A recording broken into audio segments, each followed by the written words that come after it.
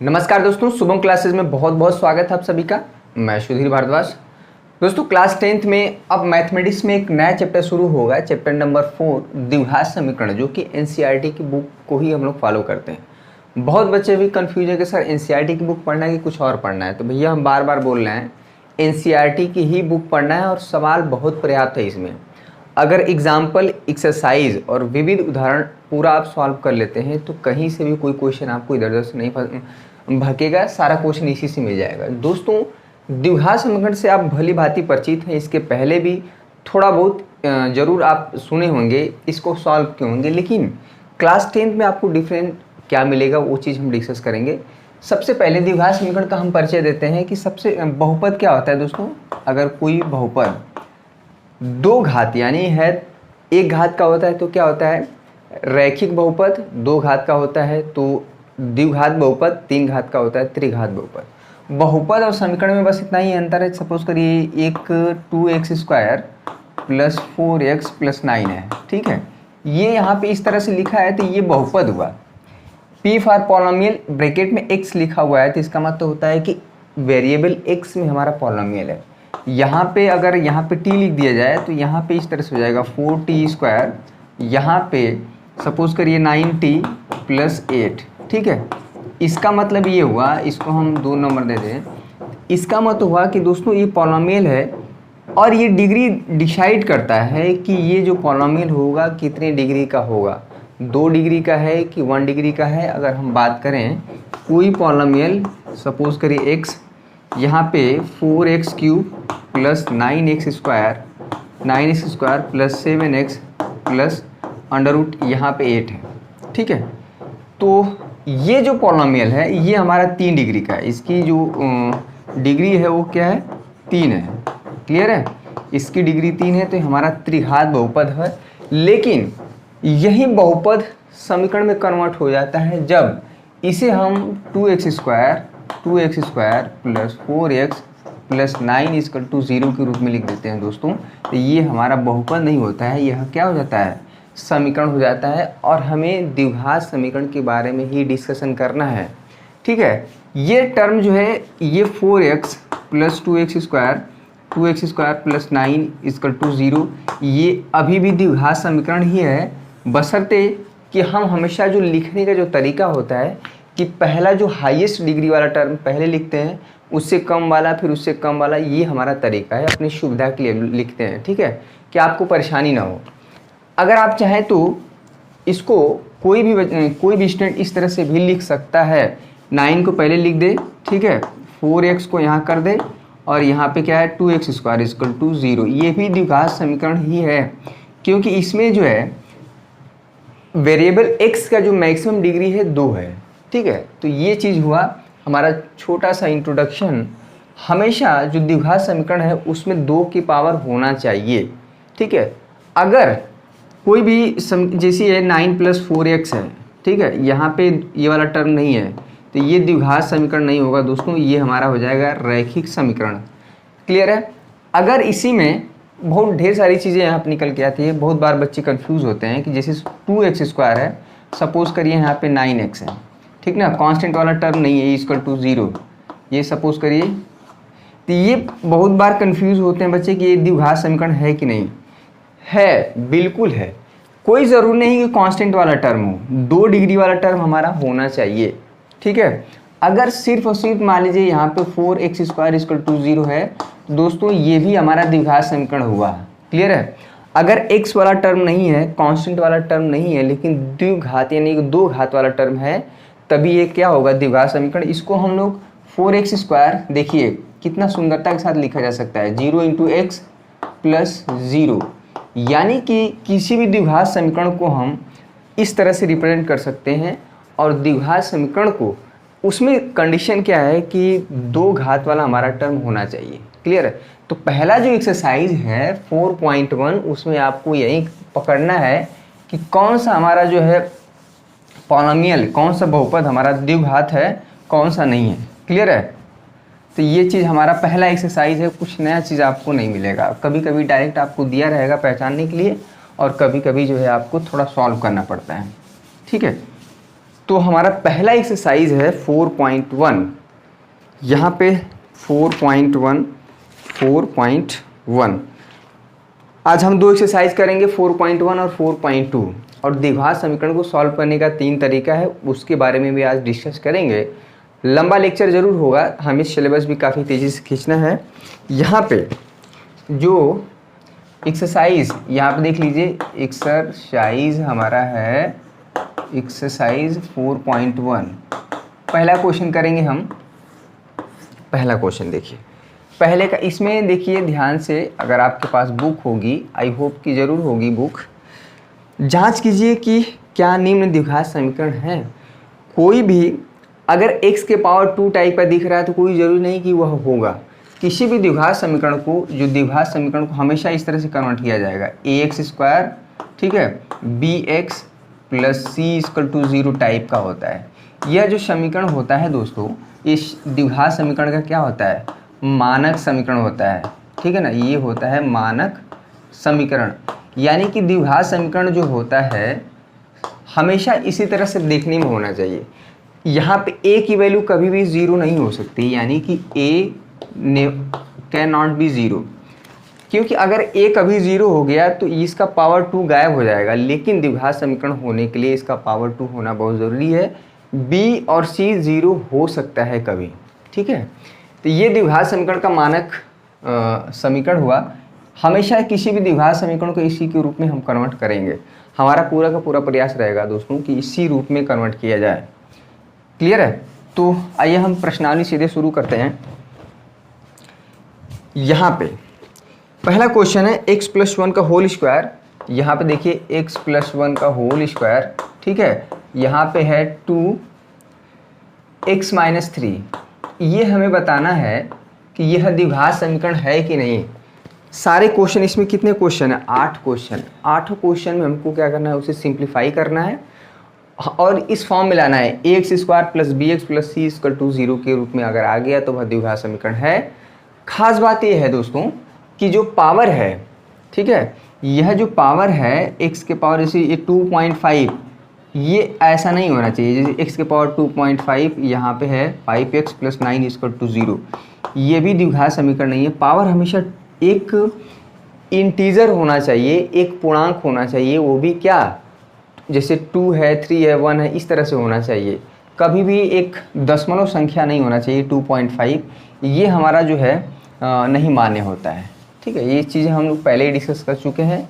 जो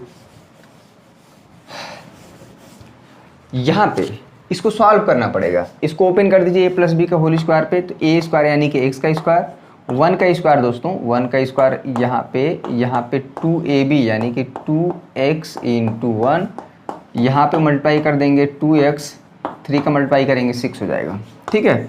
यहाँ पे हो जाएगा x², यहाँ पे हो जाएगा दोस्तों जो 1 हो गया, ठीक है। यहाँ पे हो गया 2x और यहाँ पे हो गया 2x - 6।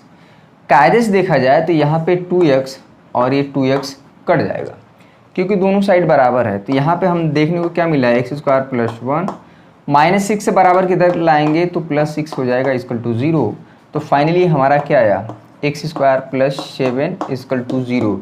यह द्विघात समीकरण है कि नहीं, सबसे ज़रूरी चीज़ है पहचाना द्विघात समीकरण है कि नहीं। भैया एकदम द्विघात समीकरण है। क्यों?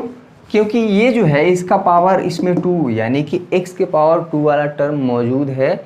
अगर आपको ये सेशन पसंद आ रहा है, अब जो है थोड़ा सा नया चैप्टर मिला है। काफ़ी दिन से 2 चर वाले रैखिक समीकरण चल रहा था, इसमें भी आपको 4 एक्सरसाइज पढ़ना है, ठीक है। 4.1, 4.2, 4.3, 4.1 तो आज ही खत्म हो जाएगा। क्लियर है? अगर कोई भी स्टूडेंट कहे कि सर ये तो द्विघात समीकरण दिख नहीं रहा है, x वाला टर्म ही गायब है, तो किसी की इच्छा हो रही है, ठीक है, तो इसको 0 × x + 7 आप लिख सकते हैं। यानी किसी भी द्विघात समीकरण को दोस्तों हम ax² + bx + c के रूप में लिख सकते हैं, ठीक है। यहाँ पे ये चीज़ देखिए, तो ये द्विघात समीकरण है, यानी कि पहला हमारा आंसर होगा द्विघात समीकरण है।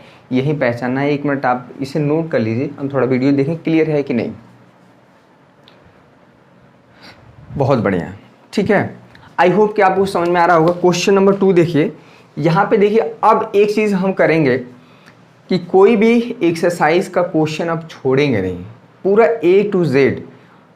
पिछले लेक्चर में 2 चर वाले रैखिक समीकरण में हमको याद है कि 3.5 में कुछ क्वेश्चन लास्ट के 4 छोड़े हुए, उसको एक स्टूडेंट ने पूछा भी है, तो हम उसे क्या करेंगे बताएंगे, एटलीस्ट समीकरण तो बना देंगे। क्वेश्चन नंबर यहाँ पे दूसरा देखिए, यहाँ पे इसका दूसरा इधर तुरंत हो जाएगा, फटाफट करना है, प्रैक्टिस के लिए है। यहाँ पे x² - 2x बुक होना चाहिए आपके पास। यहाँ पे हो गया दोस्तों -2 ब्रैकेट में है 3 - x, फटाफट। यहाँ पे देखिए x² - 2x क्लियर है। -2 का 3 में मल्टीप्लाई करेंगे, ब्रैकेट खोलिए माइनस, ठीक है, इसमें मल्टीप्लाई करेंगे हो जाएगा +2x क्लियर है। तो यहाँ पे हो जाएगा x² - 2, सबको एक साइड लाइए, ये +2x इधर लाएंगे दोस्तों तो -2x हो जाएगा, ये -6 से बराबर के इधर लाएंगे तो +6 हो जाएगा। बहुत कठिन चीज़ नहीं है, बहुत बेसिक मैथमेटिक्स है। यहाँ पे हो जाएगा x² - 2x - 2x, यहाँ पे -4x + 6 = 0। ये तो बहुत बढ़िया वाला द्विघात समीकरण है, ठीक है, यानी कि ये द्विघात समीकरण है, ऐसा ही होता है द्विघात समीकरण, क्लियर है। तो चलिए दूसरा वाला भी द्विघात समीकरण हो गया। क्वेश्चन नंबर 3 इसी में फटाफट कर दीजिए।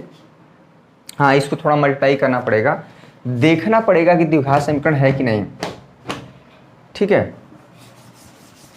कभी कभी देखने में होता है लेकिन होता नहीं है, और कभी कभी जो देखने में नहीं होता है वो द्विघात समीकरण हो जाता है। तो आप तुरंत अंदाजे से नहीं करेंगे, उसको सॉल्व करना पड़ेगा, ठीक है।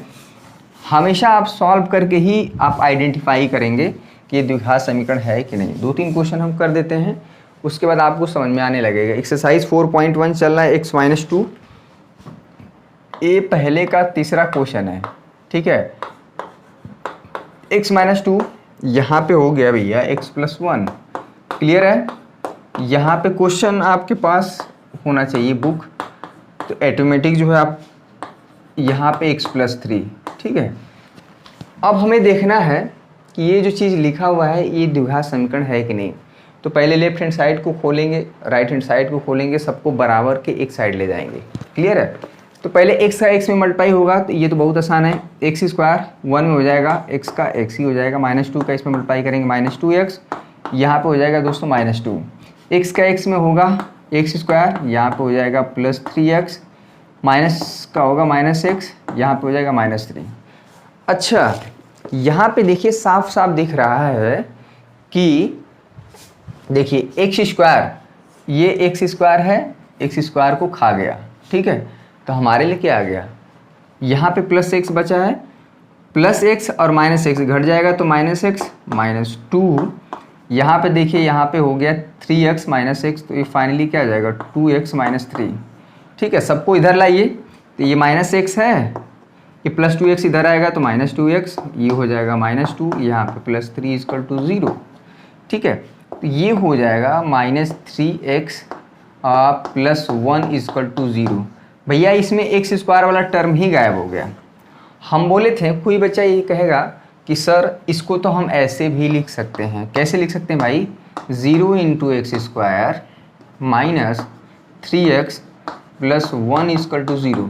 तो हम पहले ही बोले थे, ठीक है आप बेशक लिख सकते हैं, लेकिन हम पहले बोले थे कि जो द्विघात समीकरण होता है ax² + bx + c = 0 में a कभी 0 नहीं होना चाहिए, यानी a ≠ 0। जबकि यहाँ पे क्या है, जो a का काम है वो 0 कर रहा है और ये 0 हो गया, इसलिए द्विघात समीकरण नहीं है।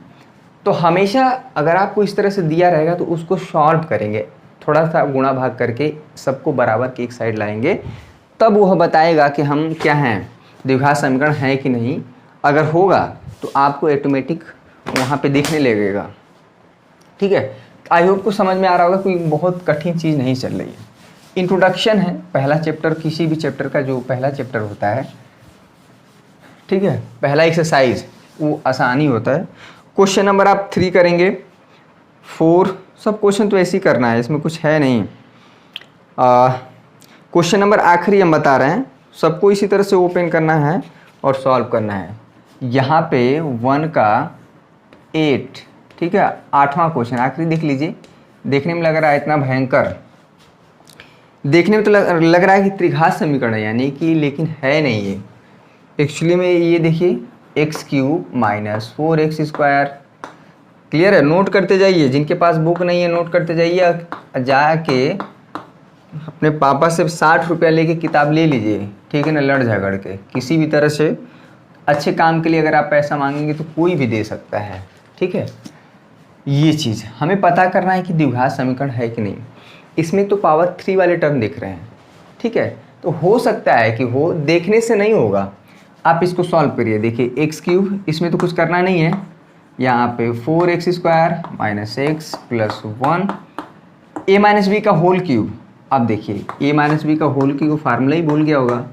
यहाँ पे होता है भैया a cube minus B cube minus 3ab bracket में a माइनस बी, प्लस होता है तो सारा टर्म प्लस हो जाता है। क्लियर है? a माइनस बी का होल क्यूब, ये हो गया a cube minus B cube यानी कि 2 क्यूब माइनस 3a, a क्या है x, b क्या है 2 और क्या है a माइनस बी, ठीक है। अब देखिए यहाँ पे x क्यूब कट गया, तो हमारा जो बचा है यहाँ पे term 4x² minus 4x plus 1। Solve करते जाइए, मेरे साथ सॉल्व करेंगे, आपका भी प्रैक्टिस होगा, कॉन्सेप्ट भी क्लियर होता जाएगा। -2 की भी हो जाएगा भैया -8, ये माइनस 3 6 और इसमें मल्टीप्लाई करेंगे, ब्रैकेट खोलेंगे तो हो जाएगा 6x², इसमें मल्टीप्लाई कर देंगे तो माइनस माइनस प्लस हो जाएगा, 3 दूना के 6 दूना के 12x, यहाँ पे हो गया भैया 12x।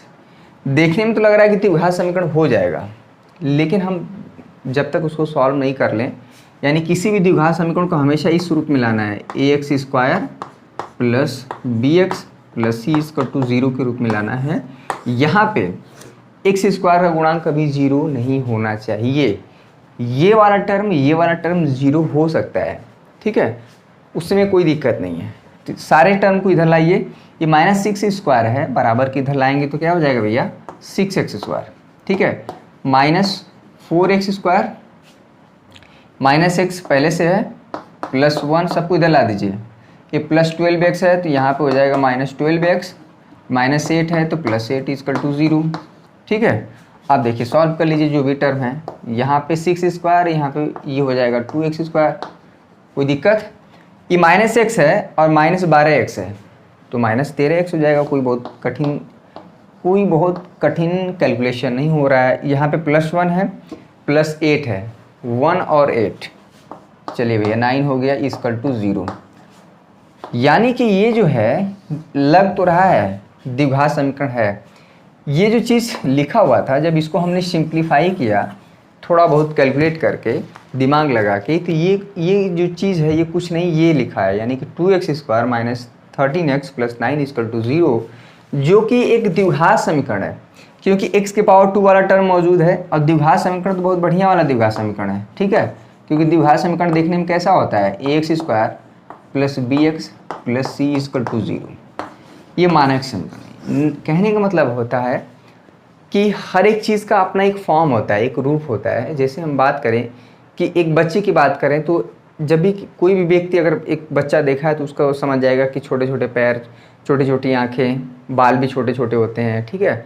तो ये जो चीज़ है फॉर्म होता है, किसी भी चीज़ का स्टैंडर्ड रूप होता है बालक का, ठीक ना। और नीचे जो है दोनों हाथ से, जिसको हम बकैया बोलते हैं, ठीक है, बकैया चलता है। उसी तरह से द्विघात समीकरण जो देखने में कैसा होना चाहिए, क्या उसका रूप है, तो उसका रूप होता है ax² plus bx plus c = 0, ठीक है, ये चीज़ हुआ। तो बाकी सारे क्वेश्चन आप इसी तरह से करेंगे, ठीक है। अगर जो क्वेश्चन छोड़े हैं तो एकदम जैसे कहने मतलब कोई बहुत ज़्यादा उसमें कठिनाई है नहीं। तो प्रश्नावली 4.1 भी ख़त्म हो जाएगा आज, और प्रश्नावली 4.2 पे भी आज हम लोग एंट्री कर जाएंगे।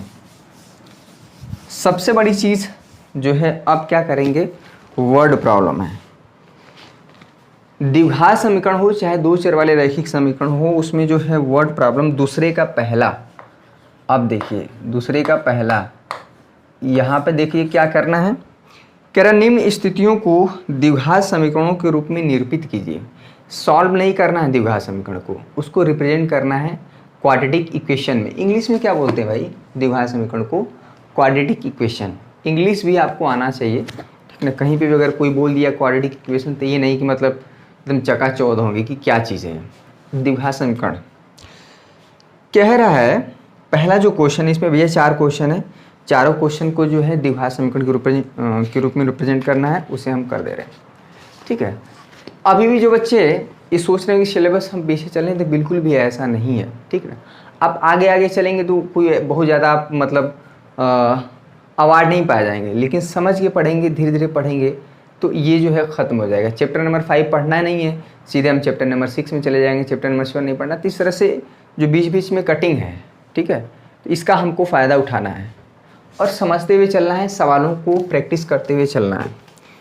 कह रहा है एक आयताकार भूखंड का जो क्षेत्रफल है, अब देखिए कोई भी आयत होता है तो आयत में क्या होता है भैया, लंबाई चौड़ाई, यानी कि ये एक आयत है PQRS। ठीक है, तो आयत में क्या होता है, लंबाई होता है और चौड़ाई होता है। तो कह रहा है कि इसका जो क्षेत्रफल है 528 यहाँ पर दिया, यानी इसका जो क्षेत्रफल है, ये जो चीज़ है, इसका जो एरिया है ये दिया हुआ है इस आयत का 528 मीटर स्क्वायर। ये मीटर स्क्वायर तब आया होगा जब लंबाई और चौड़ाई मीटर में दिया रहा होगा। ठीक है, कह रहा क्षेत्र की जो लंबाई है चौड़ाई के दोगुने से 1 अधिक है, तो हमें भूखंड की लंबाई बताइए। अब देखिए कह रहा है जो क्षेत्र की जो लंबाई है, यानी ये जो आयताकार पोर्शन है इसकी जो लंबाई है चौड़ाई के दोगुने से 1 अधिक है, तो हम क्या करेंगे, इसमें देखिए हमको मानना पड़ेगा, इसमें लंबाई को आप नहीं मानेंगे, इसमें मानेंगे आप चौड़ाई को। तो चौड़ाई जब आप मिल जाएगा तो माना, देखिएगा माना, ये बहुत इंपॉर्टेंट है कि किसको हम x मानेंगे, माना चौड़ाई, ठीक ना, ये चौड़ाई क्या है, x है, चौड़ाई क्या है, x है। ठीक है, यानी कि ये b हो गया, b को हमने क्या मान लिया, x मान लिया।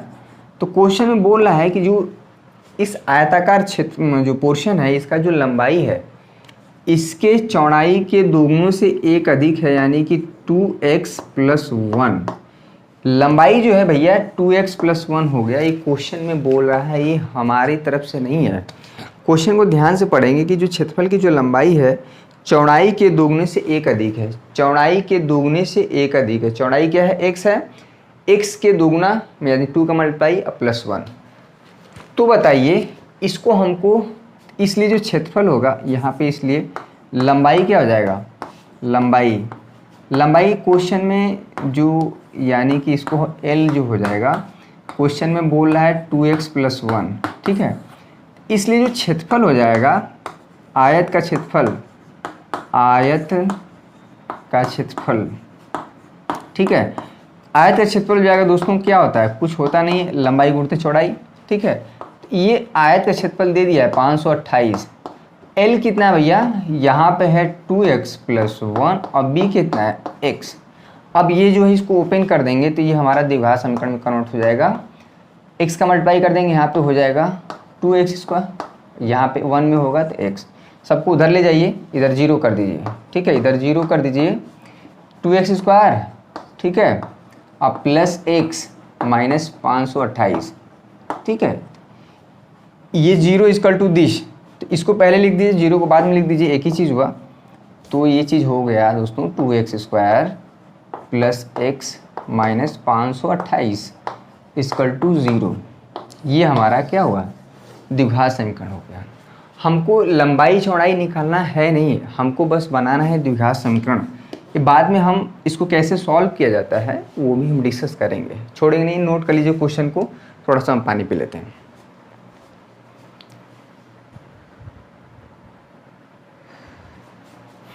ठीक है, अब जो है क्वेश्चन नंबर दूसरे का, इसमें दूसरा करेंगे हम लोग, इसमें हम थोड़ा सा चेंजेस कर देते हैं, कोई नया चीज़ नहीं है। तो आप चाहें तो अपने से भी बना सकते हैं।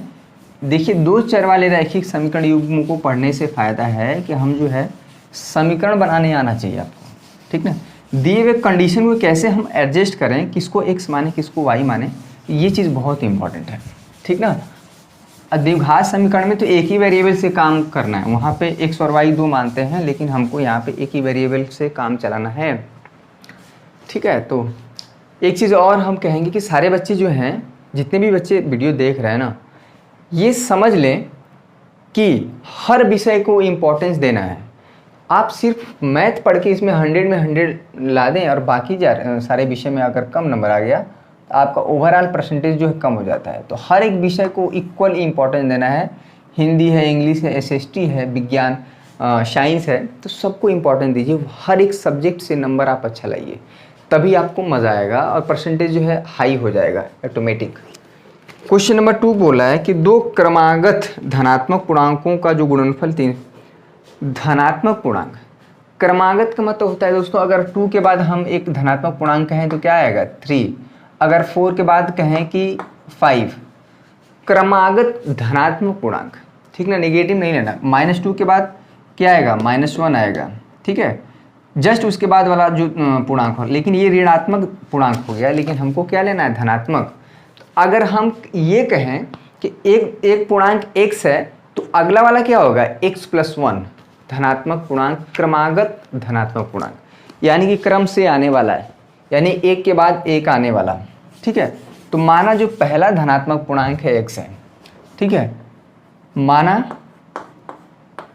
पहला, इसको आप मानना पड़ेगा, पहला धना ये सब लिखने वाला है और नहीं लिखेंगे तो आपका काम नहीं बनेगा। धनात्मक पूर्णांक क्या है दोस्तों x है, पूर्णांक x है, इसके जस्ट इसलिए क्या हो जाएगा, इसलिए क्रमागत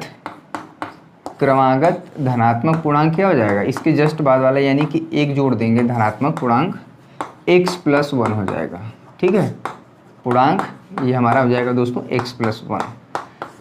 ये हो गया x पहला नंबर, दूसरा नंबर हो गया x+1। कह रहा है कि इन्हीं दोनों क्रमागत धनात्मक पूर्णांकों का जो गुणनफल है वो 306 है। तो यहाँ पे शर्तानुसार, यानी कि जो हमारा कंडीशन दिया है शर्तानुसार, बाय द कंडीशन, तो इसमें कह रहा है कि दोनों संख्याओं का जो गुणनफल है क्रमागत, यानी कि x+1 वो क्या भैया 306 है, हो गया, ये 306 है। तो यानी x का x में मल्टीप्लाई करिए x², x का 1 में करेंगे x हो जाएगा, 306 को इधर ला दीजिए, 306 = 0। आप देखिए ये क्या हो गया, द्विघात समीकरण है कि नहीं। द्विघात समीकरण देखने में कैसा होता है, यहाँ पे होता है ax² + bx + c = 0। यहाँ पे a की वैल्यू 1 है, b की वैल्यू 1 है, c जो है -30 है। तो ये द्विघात समीकरण हो गया, यानी कि दिए हुए कंडीशन के अकॉर्डिंग हम जो है द्विघात समीकरण में क्या कर रहे हैं, कन्वर्ट कर पा रहे हैं दोस्तों। अब देखिए उसी तरह से क्वेश्चन नंबर 3, 4, ठीक है, तीसरा भी कर देते हैं। छोड़ना नहीं है, कोई भी क्वेश्चन छोड़ेंगे नहीं, छोड़ने वाला काम खत्म अब, क्योंकि जब छोड़ देते हैं तो बहुत बच्चे जो है ये सोचते हैं कि सर को आता नहीं है, या उनको लगता है कि बताना नहीं चाह रहे। तो अब वो बात ख़त्म हो गई। अब हर एक क्वेश्चन डिस्कस होगा जो बहुत सेम टाइप का है, लगेगा कि नहीं ये तो कोई भी कर ले जाएगा, तो उसी को हम छोड़ेंगे। क्वेश्चन नंबर 3 देखिए, हमको कुछ करना नहीं है, यहीं पे बस एक लाइन और बढ़ा देते हैं।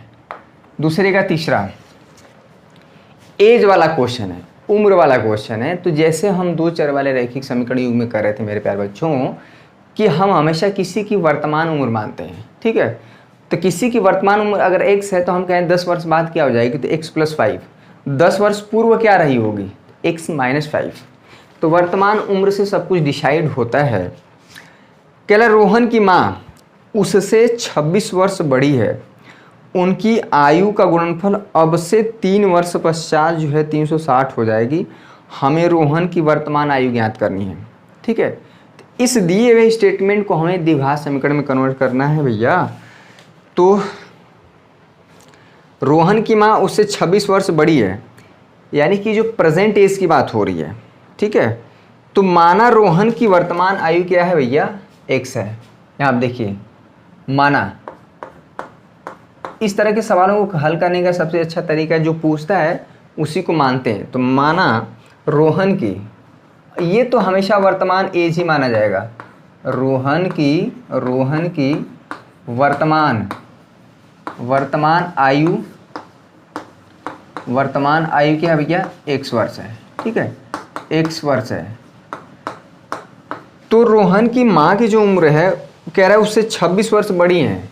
तो रोहन की माँ की उम्र, यानी कि यहाँ पे देखिए भैया, जो रोहन होगा, रोहन की चलिए उनका नाम तो आ गया, माँ की उम्र, माँ की वर्तमान, दोनों की वर्तमान की ही बात हो रही है, वर्तमान आयु, आयु है उम्र बोले हैं कि इसमें कह रहा है कि x + 26 ये वर्तमान आयु है।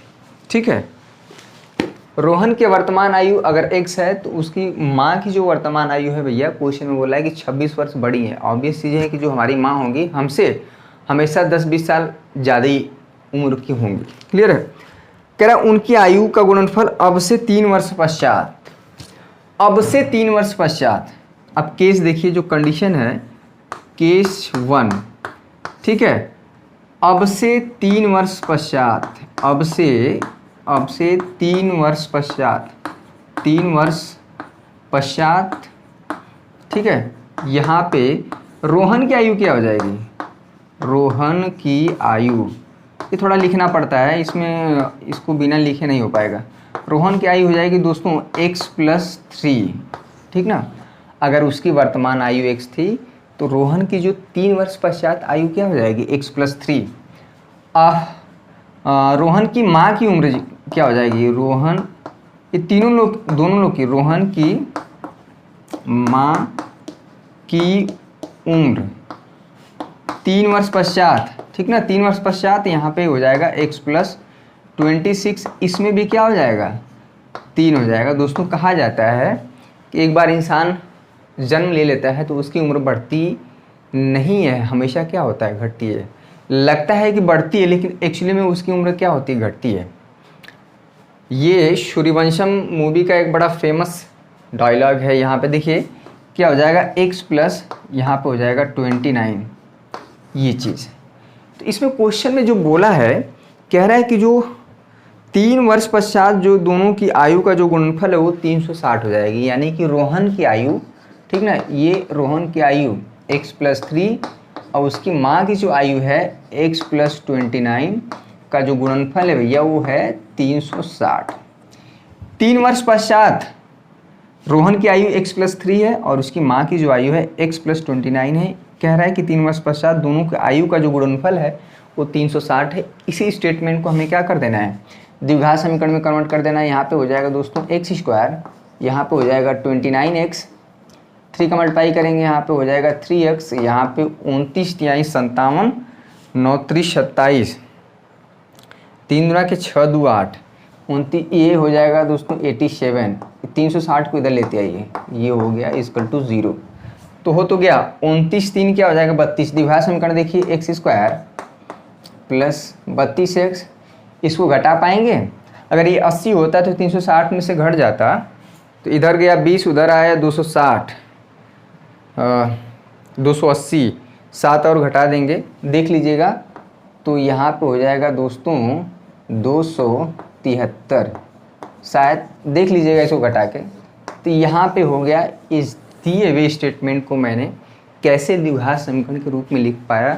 यहाँ पे x की वैल्यू को हम सॉल्व कर लेंगे। अभी आप एक तरीका जानते हैं, यानी कि क्वेश्चन में आगे हम लोग जो जितने भी एक्सरसाइज होंगे वहाँ पे रोहन की वर्तमान आयु x और ये दोनों की वर्तमान आयु को हम क्या कर सकते हैं, निकाल सकते हैं।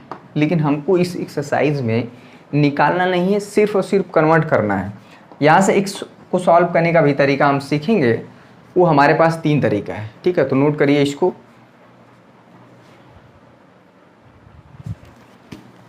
चलिए यहाँ पे आखिरी क्वेश्चन है रेलगाड़ी वाला। चलिए रेलगाड़ी का क्वेश्चन तो बहुत फेमस है। समय दूरी चाल, समय दूरी चाल का जो जितने भी सारे क्वेश्चन हैं वो बहुत ही इंपॉर्टेंट है। एक एक क्वेश्चन सॉल्व किया जाएगा दोस्तों, जो बहुत ये सारे क्वेश्चन बहुत इंपॉर्टेंट हैं। ये आपको कन्वर्ट करने आने चाहिए द्विघात समीकरण में। ठीक है, इसके अगले वाले स्टेप हमारा ये होगा कि इसको सॉल्व कैसे किया जाएगा। ठीक ना, अगला स्टेप हमारे यही होगा कि द्विघात समीकरण को सॉल्व कैसे किया जाएगा। ठीक ना, कुछ नया नहीं मिलेगा आपको। थोड़ा सा बहुत गंदा हो गया, इसको सॉल्व कर देते हैं। ठीक है, तो हमको बहुत कुछ चेंज नहीं करना है। जो भी बच्चे क्वेश्चन नंबर 4 पढ़ चुके हैं अच्छी बात है, जो नहीं पढ़े हैं तो अब देखिए पढ़ ले। क्वेश्चन नंबर दूसरे का चौथा कह रहा है एक रेलगाड़ी 480 किलोमीटर दूरी समान चाल से तय करती है। चलिए, एक रेलगाड़ी है, मान लीजिए यहाँ से ए से बी तक की जो दूरी है, ठीक है, कितना दूरी है भैया, 480 किलोमीटर, ठीक है। एक ही फार्मूला लगेगा, चाल बराबर दूरी बटा में समय। फार्मूला वैसे एक ही है, इससे 3 फार्मूला बन जाता है। चाल बराबर दूरी बटा में समय बहुत पहले से पढ़ते आए हैं, ठीक है। कह रहे यदि इसकी चाल 8, एक रेलगाड़ी 480 किलोमीटर की दूरी समान चाल से तय करती है, यदि इसकी चाल 8 किलोमीटर प्रति घंटा कम होती है तो वह उसी दूरी को तय करने में 3 घंटा अधिक समय लेती है। हमें रेलगाड़ी की चाल ज्ञात करनी है। ऑब्वियस चीज है कि अगर इस दूरी को तय करने के लिए अगर रेलगाड़ी की चाल कम होगी तो मान लीजिए इसको 480 किलोमीटर दूरी को तय करने में कोई रेलगाड़ी 2 घंटा ले रही है किसी चाल से चलने पे, अगर उसकी चाल कम कर दी जाए तो अब 2 घंटे से ज़्यादा वक्त लेगी, यानी 3 घंटे 4 घंटे हो जाएगी। कहने का मतलब है कि रेलगाड़ी का चाल बढ़ेगी तो एक दिए हुए फिक्स डिस्टेंस को तय करने में कम समय लगेगा, अगर उसकी चाल घटेगी तो उसी दूरी को तय करने में ज़्यादा वक्त लगेगा।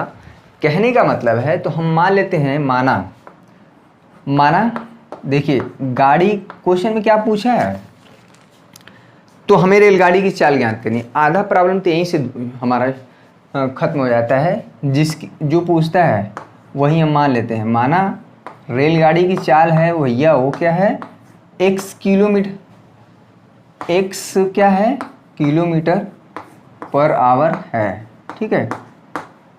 तो यहाँ पे जो समय लगेगा मान लेते हैं t1, तो यहाँ पे दूरी बटा में क्या हो जाएगी, यानी कि 480 बटा में x, यानी कि पहले समय लग रहा है, इसको हम इक्वेशन 1 दे देते हैं कि अगर 480 किलोमीटर दूरी को तय करने में अगर रेलगाड़ी की चाल x किलोमीटर प्रति घंटा है तो जो समय लग रहा है उसको हम क्या नाम दे देते हैं, t1, दूरी बटा में चाल, दूरी बटा में चाल, ठीक है।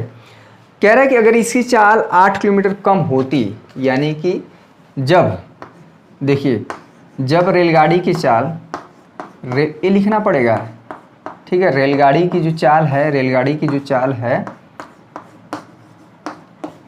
चाल क्या है, 8 किलोमीटर कम होती, यानी कि पहले x था तो अब क्या हो गया है, x - 8 किलोमीटर पर आवर। तो कह रहा है उसी दूरी को तय करने में अब जो समय लगेगा उसको हम क्या कर देते हैं, t2 दे देते हैं।